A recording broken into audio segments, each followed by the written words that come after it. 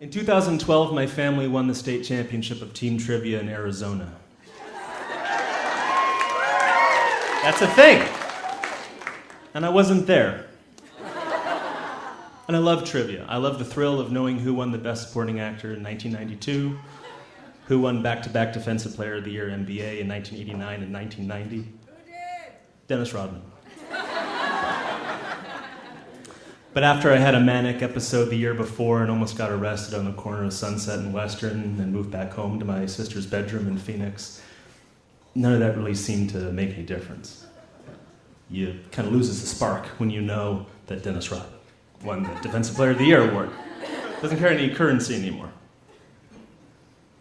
I mean, back then, my routine, I preferred to orbit further and further away from the people who loved me by staying indoors and watching Deep Space Nine on Netflix and feeling my lap get warm from the bowl of pad thai through my bedroom sheets. Wasn't in a good place. It seemed to make more sense than the puzzle that my life had become. And when my mom came home and said, "Hey, we won the championship, but we could have used it. There were some great movie questions. We could have scored higher, but we won.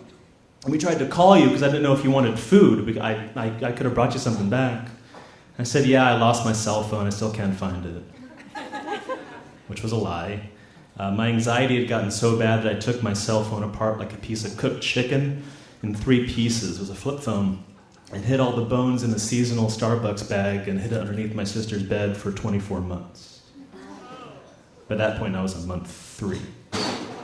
And the only way you could get in touch with me is if you literally drove over to my mom's house and knocked on the door, which is what happened 2 weeks later when my brother-in-law is standing there, the door swings open, and I'm peeking around his shoulder, and I see a metal wheel behind him, the kind that goes to like one of those orthopedic scooters that people have to use after they break their leg.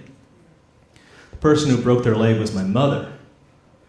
And in a kind of a squeaky voice behind my brother-in-law's shoulder, he said, "Yeah, we tried to call you. I had an accident. I slipped at work." My heart twists as she's describing that she was crossing the street and her high heel snapped and she fell. And I was thinking, she was looking around for her son, and all that was there is her coworker, Jerry. Wasn't a great feeling. Later that day, I had to pick her up from the hospital. She had to get her prescription filled. And she was doing rehab at my sister's house. Lucky for my mom, my sister was training to be an RN. And, my sister finds me in the kitchen, in a little corner, and she's like, "I'm going to need your help with Mom. I'm going to need you to be able to leave the house, to pick her up, to go into public places. I know that's asking a lot, but I need you to do this." And I said, I don't know if I can do that. I'm going to be honest, I don't know if I can do that. And she said, in so many words, Mom's not going to be around forever. Pretty soon it's just going to be you and me, and then pretty soon it's just going to be you. And that hurt, because she was telling the truth. You can't stay in your room for your entire life. Your life isn't just lived by you, it's lived by everybody who's ever cared about you. They carry pieces of your heart inside of them, and those pieces get heavy when they don't hear from you, and they can't reach you. And sometimes those pieces become so heavy, you lose your balance, and you trip in the middle of the street. And I learned that, love hurts because it's supposed to. It's supposed to wake you up. Buy a new fucking phone.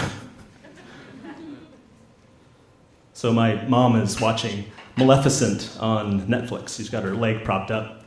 She's got her liquids.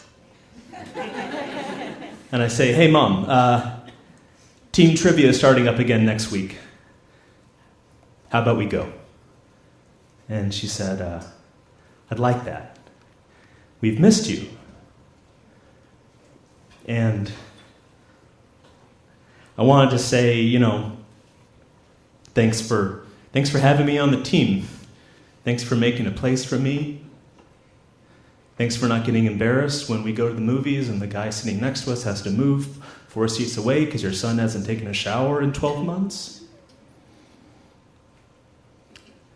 Thank you for loving me. But I didn't say that. Because she knew. Thanks.